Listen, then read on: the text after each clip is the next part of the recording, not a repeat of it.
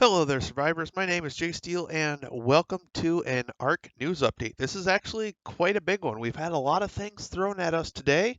We just had the Halloween Fear Evolved 4 event dropped, and we also had the Community Crunch right here that's got some more details about the Tender Loving Care 3 update and a lot of quality of life stuff. So, without further ado, let's kind of get into it.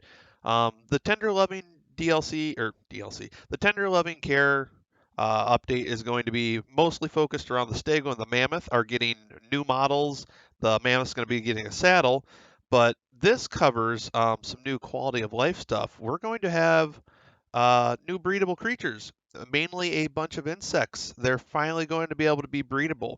We have right down here the spider, the bat, the moth, the scorpion, the arthropluera, and the mantis are now all going to be breedable creatures. So that'll be interesting to see what people will actually do with this. Um, if you guys want to take a look at all the egg hatch times and maturation times, you can pause right here to look at that real quick. But let's keep scrolling down here because we also have some creature quality of life changes that are really big and I think really cool. The Giga, its maturation time is going to be reduced by about 15%. So it's going to take about 10 days. I remember it used to take around 2 weeks. It a long time to raise a Giga. So this is going to make that a lot nicer. The Diplocalus is going to get a base health increase and movement speed. The Thiacleo is going to get a slow draining bleed attack with its basic attack. I know one person who's really going to like this, a certain YouTuber who really loves Thiacleos. Not me, but um, I know somebody who's going to be pretty happy about that. The giant turtle, the Megachelion, I think is how it's pronounced, is going to be able to be bred more easily on other maps because the depth requirement's not going to be as far. Here's a big one. Wyvern are now going to be breedable. So we've had the crystal wyverns that have been breedable and had some time to play around with them. Now they're going to make all wyvern breedable. Um, here's another really big one. A lot of people have been wanting a TLC update for the Megalodon. So I'm thinking the Megalodon's not going to get one, but this is the next best thing. The time for megalodons to grow up has been reduced. The megalodons are now going to get a pack bonus. Damage reduction and damage increase per pack member. I think that'll make megalodons very viable for survivors to tame and have. And they're also going to get a bleed attack to their basic attack.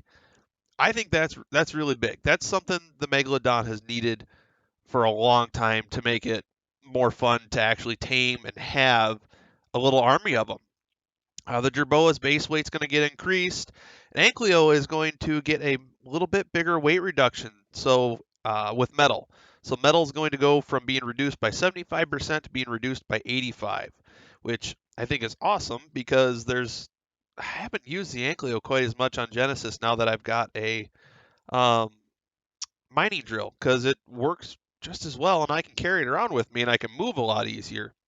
So this might make me use the anklet a little bit more. The Doedicurus is going to be able to turn now while rolling. I think that'll be pretty cool.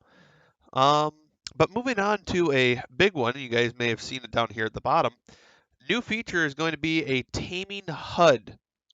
It's going to show the creature's gender and level, its taming and unconsciousness progress, its taming efficiency, its health and food, how far away it is from you, and an option to track them. This looks kind of to me inspired by like the Genesis tracking missions and stuff, but you're going to get a little marker now that you can put on your creatures essentially, so you won't lose them if they're in the thick and you go away to get food or more narcotics.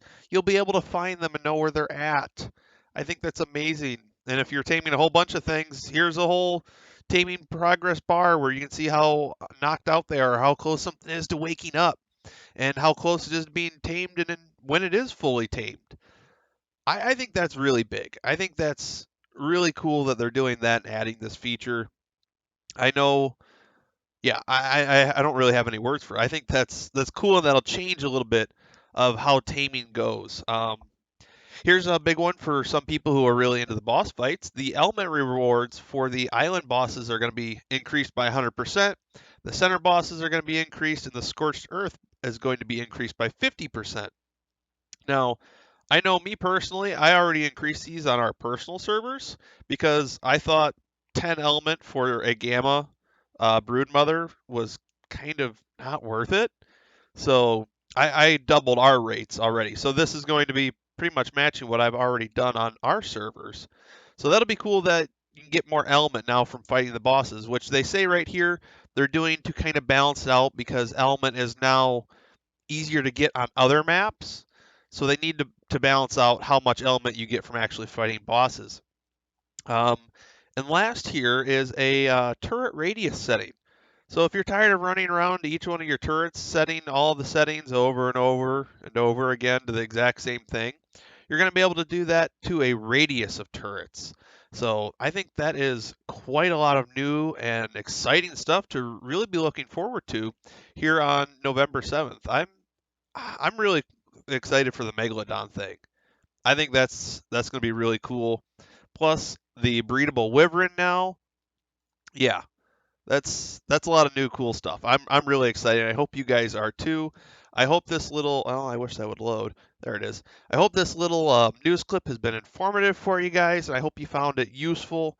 And I hope you'll stick around, maybe subscribe, and catch us on some of our adventures on the Ark and enjoying some of the new stuff when it comes out here. So, thank you guys so much for watching. If you have any questions, feel free to ask them down in the comments below, and I will do my best to answer them. And I hope to catch you all in the next one.